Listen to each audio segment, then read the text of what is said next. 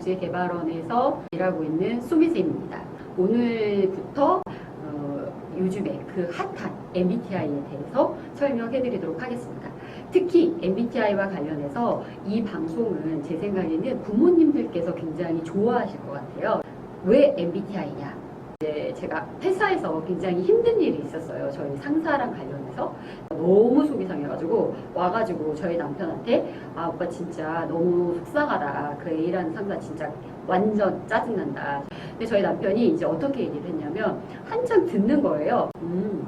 네가 이거 잘못했다. 분석을 하는 거예요. 그래서 제가 딱 그 순간 무슨 생각을 했냐면 아, 이 사람이 지금 공감 능력이 없나? 굉장히 좌절스러워요. 왜냐면 저는 이 속상한 일 이런 것들을 얘기를 하면 그거를 같이 이렇게 공감하고 나누고 이런 게 저에게 굉장히 중요한데 제가 이제 이 MBTI를 하면서 좀 느꼈던 건데 이 남자가 기본적으로 나랑 좀 성격이 달랐구나 라는 것들을 알게 됐어요. 어떻게 달랐는가, 이게 MBTI가 어떤 면에서 우리에게 위안을 줬는가, 특히 저에게 위안을 줬는가에 대해서 제가 이제 지금부터 얘기 드리도록 하겠습니다.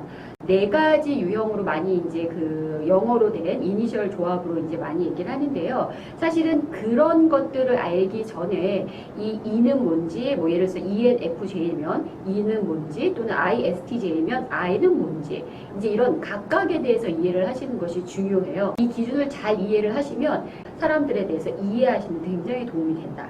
그래서 제가 그 비법에 대해서 오늘은 알려드리도록 하겠습니다. 그래서 일단 8가지 성격 지표를 알려드리고요. 그거에 맞추어서 저희는 아무래도 부모니까 아이들의 학습에 대해서 관심이 많으실 거잖아요. 그래서 잠깐 학습에 대한 팁을 알려드리도록 하겠습니다.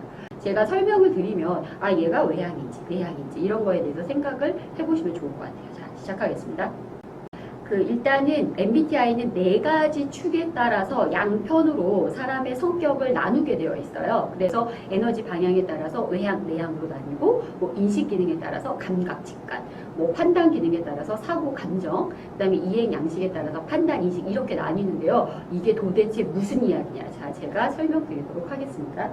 먼저 첫 번째 보시면 에너지 방향이라는 거에 따라서 외향과 내향으로 나뉘어요. 우리가 흔히 말하는 외향은 E고요. 그 다음에 내향은 I예요. 그래서 이 외향, 내향이 어떻게 나뉘게 되느냐라고 보시면 기준은 에너지 방향, 주의 초점에 따라서 외향, 내향으로 나뉘어요. 좀 쉽게 설명드리면 나 외에 주변에서 일어나는 것에 관심이 많고 주변에서 일어나는 일들을 같이 활동을 하면서 막 힘이 생기는 사람들, 이런 사람들이 외향이라고 보시면 돼요. 내향형의 사람들은 기본적으로 자신에게 되게 관심이 많이 있어요. 내 내면에서 일어나는 일이 무엇인지. 그래서 성찰을 굉장히 많이 하고 나 자신에 대한 생각들을 되게 많이 하죠. 그래서 에너지 방향이 또는 집중이 주로 자기에게 있는 사람들이 이제 내향형이라고 보시면 되고요.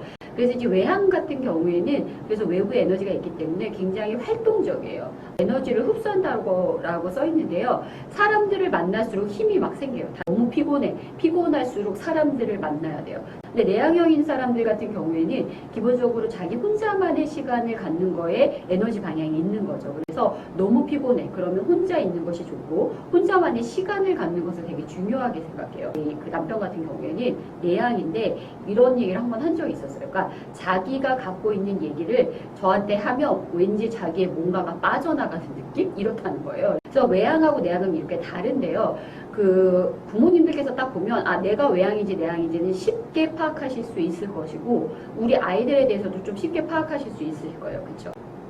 자, 그 다음에 이 외향하고 내향은 사실은 저희들이 봤을 때 서로 다를 때 굉장히 매력을 많이 느낀대요. 제가 외향인데 저도 저희 그 남편이랑 만날 때 제 말을 너무 잘 들어줘서 너무 좋은 거예요. 그래서 이런 부분에서 조금 약간 굉장히 그 보완이 되기 때문에 외향하고 내향은 조금 다를 때 매력을 많이 느끼기도 한데요. 서로 외향이고 내향이기 때문에 조금 오해를 하는 경우들도 있어요. 뭐 예를 들면 우리 아이가 만약에 내향이다 이러면 우리 아이는 뭔가 이렇게 집에 학교에서 왔어. 근데 너무 근심 어린 얼굴이야. 그러면은 저는 외향이니까 아 얘한테 얘기를 들어줘야 되겠다. 그래서 얘기를 자꾸 물어보는 거죠. 근데 얘는 하고 싶지 않아요. 왜? 내향은 자기 스스로 조금 해결이 되고 자기 스스로 소화가 돼야만 되는 사람들이에요. 그러니까 그냥 자기 혼자 시간을 갖고 싶은 거죠. 그러니까 그럴 때 오히려 물어보면 굉장히 짜증이 나고 귀찮을 수 있어요. 그래서 이 외향하고 내향은 조금 다를 수 있다. 그래서 문제를 해결하거나 이런 게 달라서 이 외향하고 내향은 좀 그런 오해들이 있으실 수 있어요. 이게 좀 약간 차이가 있을 수 있다. 외향, 내향의 학습 스타일에 대해서 잠깐 설명드리도록 하겠습니다. 외향, 내향과 관련해서 일단 외향형의 아이들은 학습을 할 때 일단 같이 공부하는 것에 대해서 좋아한다고 할 수 있어요. 왜냐하면 일단 기본적으로 아까 제가 말씀드렸듯이 남들과 뭔가 같이 얘기하고 같이 그룹으로 활동을 할 때 힘이 생기는 거죠. 그리고 실제로 이런 아이들은 그래서 남에게 알려주는 것도 되게 재밌어해요. 학습 동기가 많이 떨어져 있는 아이들 같은 경우에는 그 다른 친구한테 뭔가 공부를 가르쳐 준다거나 아니면 재미없어 하면은 이제 뭐 부모님한테 그 얘기를 한다라거나 이런 식으로 학습 스타일을 잡아주시는 것도 도움이 돼요. 이 외향형의 아이들은 자기 의견을 표현을 하면서 정리하는 거예요. 설명하면서 공부하는 것을 좋아하고요. 그리고 그 어떤 면에서는 자기 표현하는 것에 대해서 조금 자유분방하고 좋아하기 때문에 예를 들어서 어떤 얘기를 할 때 그건 틀려. 넌 그것 좀 아닌 것 같아. 이런 식으로 뭔가 정해진 답이 있는 상황에서는 자기 표현이 좀 잘 이루어지지 않겠죠. 그래서 좀 실패라거나 실험이라거나 이런 것들이 허용되는 분위기. 그래서 외향형의 아이들이 얘기를 할 때는 부모님들께서 많이 들어주시는 게 좋아요. 그래서 그건 아닌 것 같아. 너 그거 다시 확인해봐. 이렇게 얘기하기보다는 그런 생각을 했었구나. 이런 식으로 조금 더 얘기할 수 있도록 표현할 수 있도록 도와주시는 게 좋고요. 내향형의 아이들 같은 경우에는 다른 그 아이들과 같이 공부를 할 때는 아무래도 에너지가 조금 분산된다라고 볼 수 있죠. 그래서 내향형의 아이들은 혼자 생각하고 혼자 공부하는 거를 좀 좋아한다고 볼 수 있어요. 발표를 만약에 해야 된다라고 할 때도 발표 전에 좀 설명을 듣고 혼자 관찰을 하고 이런 과정들을 좀 갖게 해주시는 게 좋고요. 그래서 어떤 면에서는 그룹 지도를 받는다거나 그룹으로 공부를 하기보다는 좀 1대1로 개인적으로 멘토링을 받는다라거나 개인적으로 공부하면서 생각할 수 있는 시간을 갖게 해주시는 것이 내향형의 아이들이 에너지를 조금 더 많이 쓰지 않으면서 공부할 수 있도록 도와주시는 거고요. 그 다음에 이제 내향형의 아이들의 좀 특징이 뭔가 내가 아는 게 있어요. 그래도 그것을 먼저 나서서 스스로 얘기하지 않는 경향들이 있어요. 그래서 얘 모르는 거 아니야? 알지 못하는 거 아니야? 이렇게 느낄 수도 있거든요. 이제 그럴 때 알아도 금방 대답하지 않는 경향이 있다라고 보시고 그냥 질문을 조금 더 해주시는 거 이런 것들이 더 좋다. 그래서 어떤 면에서 진짜 알고 있는지 궁금해서 물어보면 실제로 많이 알고 있을 수 있어요. 그래서 그럴 때 이 내향형의 아이들이 자기 얘기, 자기 생각을 좀 얘기할 수 있도록 조금 질문을 해주시고 적절하게 질문해 주시는 거 이런 것들이 중요할 수 있을 것 같아요.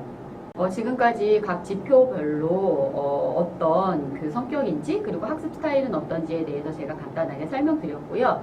자, 이제 다른 지표가 궁금하시다 그러면 여기를 눌러주세요. 네, 수고하셨습니다.